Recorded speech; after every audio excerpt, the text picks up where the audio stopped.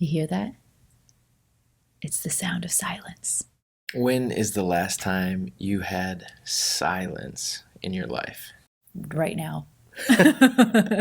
Our world is full of constant noise. So how are we supposed to develop a relationship hearing the voice of God amidst all of this chaos and distraction? We are practicing abiding in the love of Jesus in this season. And for us, that means addition by subtraction. We want to cut out all of the other voices to tune in, to clarify, to turn up the volume of the thing that is most important, being with Jesus and hearing his loving voice in our lives. That's what we're practicing. That can be really hard. Like if you're OCD like me, the red dots on the phone, like you gotta make sure all of those red dots are gone, or checking the emails constantly, or just popping on Instagram that turns into a scroll that is just never ending. Or you have kids that are kids and they just do their thing and they are loud and they are just tiny little baby distractions. Whatever it looks like for you, we get it. But we are following the way of Jesus. So how did he do it? We're going to look at Luke 5:15 through 16. Yet the news about him spread all the more, so that the crowds of people came to hear him and to be healed of their sicknesses. But Jesus often withdrew to lonely, deserted, quiet places and prayed.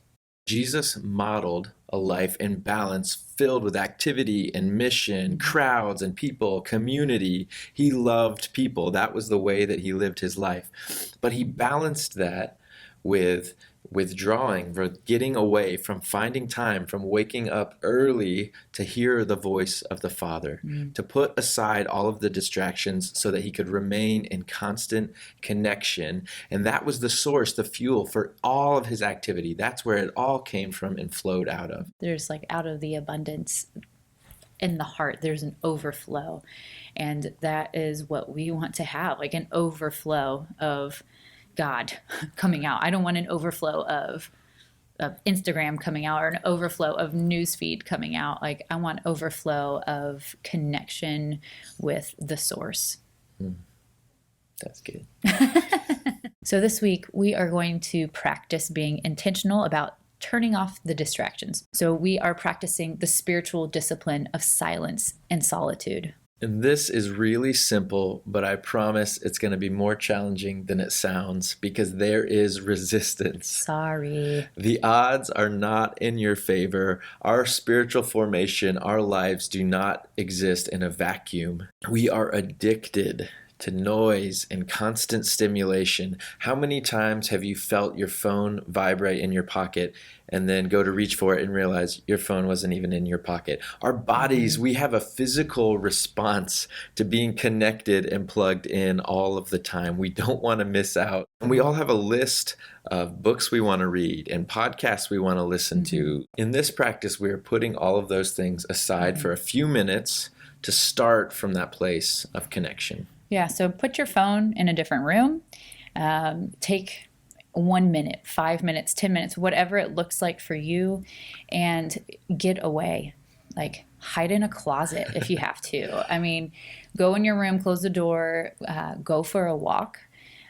Whatever it takes to have just a little bit of silence and solitude, and that creating that space to hear what might come up and just listen. There's no other agenda. Yeah, really, it's about being present to God and to ourselves. Sometimes the silence is scary because we have to deal with our thoughts and our feelings and what's really happening in our lives rather than just numbing everything out. And don't worry about actually accomplishing anything.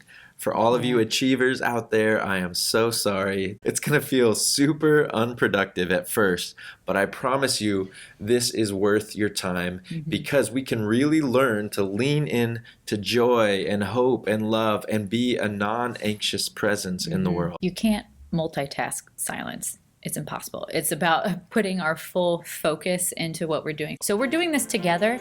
Very separate and alone, and then we can come together and talk about it. So I can't wait to hear what you all learn about yourselves and how hard it is or how easy it was for you. Maybe you're an introvert and this is going to be the best thing ever. You have permission this week to find space, carve out time, start with something small, but practice silence and solitude so that we can abide in the love of Jesus.